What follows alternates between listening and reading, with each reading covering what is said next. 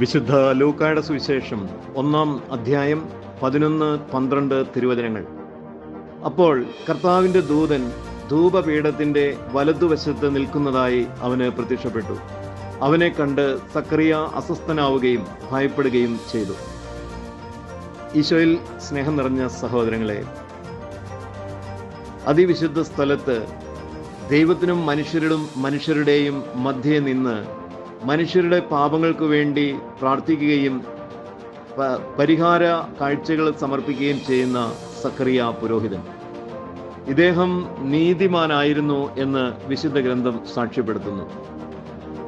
ഈ സക്കറിയ പുരോഹിതൻ അതിവിശുദ്ധ സ്ഥലത്ത് പ്രവേശിച്ചപ്പോൾ ധൂപപീഠത്തിന്റെ വലത്തുവശത്ത് ഒരു ദൂതൻ, ഒരു മാലാഖ നിൽക്കുന്നതായിട്ട് കാണുന്നു.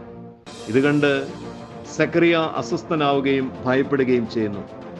സാധാരണ മനുഷ്യന്റെ ഇന്ദ്രിയങ്ങൾ കൊണ്ട് അനുഭവിക്കാൻ സാധിക്കാത്ത ഒന്നാണ് സ്വർഗീയ വ്യക്തിത്വങ്ങൾ, സ്വർഗീയ ദൂതന്മാർ.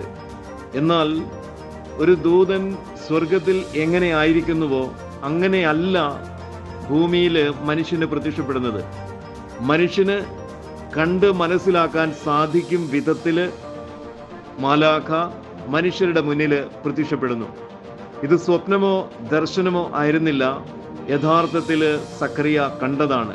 ഇന്ദ്രിയ ഗോചരമായിട്ട് ദൈവദൂതനെ സക്കറിയ കാണുവാൻ ദൈവം അനുവദിച്ചു. ധൂപപീഠത്തിന്റെ വലതുവശത്ത് നിൽക്കുന്നതായി കാണുമ്പോൾ 16-ാം സങ്കീർത്തനത്തിൽ പറയുന്നത് പോലെ കർത്താവ് എൻ്റെ വലതുഭാഗത്തുണ്ട്, അതുകൊണ്ട് ഞാൻ കുലുങ്ങുകയില്ല. വലതുഭാഗത്ത് കാണപ്പെടുന്നു എന്ന് പറയുമ്പോൾ നല്ല സന്ദേശങ്ങളുമായിട്ടാണ് വന്നിരിക്കുന്നത്. എന്തോ നന്മ സ്വർഗം അറിയിക്കാൻ പോകുന്നു. തുടർന്നുള്ള ഭാഗങ്ങൾ നാം വായിക്കുമ്പോൾ നമുക്കറിയാം, ഇത് വലിയ ഒരു മനുഷ്യന്റെ, സ്ത്രീകളിൽ നിന്നും ജനിച്ചവരിൽ ഏറ്റവും വലിയവന്റെ ജനനത്തെ പറ്റി അറിയിക്കാനാണ്. അതും അതിസ്വാഭാവികമായ രീതിയിലുള്ള ജനനത്തെ പറ്റി. അപ്പോൾ മനുഷ്യർക്ക് ദൂതന്മാരെ കാണാൻ സാധിക്കും. സഭാപിതാക്കന്മാർ പഠിപ്പിക്കുന്നത് ഈ ലോകത്തിലാകട്ടെ പരലോകത്തിലാകട്ടെ സ്വർഗീയ ദർശനങ്ങൾ ഒരുപക്ഷെ ലഭിക്കാം, പക്ഷേ ദൂതന്മാരെ, ദൈവത്തെ നേരിട്ട് കാണുവാൻ ജീവിച്ചിരിക്കുമ്പോഴോ മരണശേഷമോ എല്ലാവർക്കും സാധിക്കില്ല.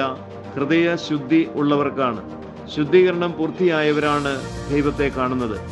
എന്നാൽ സക്കറിയ നീതിനിഷ്ഠനായിരുന്നതിനാൽ അവന്റെ മുൻപിൽ കർത്താവിൻ്റെ ദൂതൻ പ്രത്യക്ഷപ്പെടുകയും അവന് ദൃശ്യമാവുകയും ചെയ്തു എന്ന് ഇവിടെ മനസ്സിലാക്കാം. തുടർന്നുള്ള വചനങ്ങളിൽ സക്കറിയ ഭയപ്പെടുന്നു. കാരണം കാണപ്പെടാൻ സാധ്യതയില്ലാത്തത് കാണുമ്പോൾ സ്വാഭാവികമായും മനുഷ്യനുണ്ടാകുന്ന പരിഭ്രമവും ഭയവുമാണത്.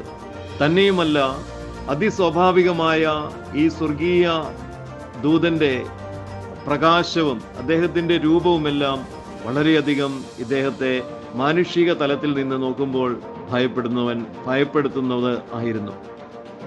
Have a blessed day to all of you.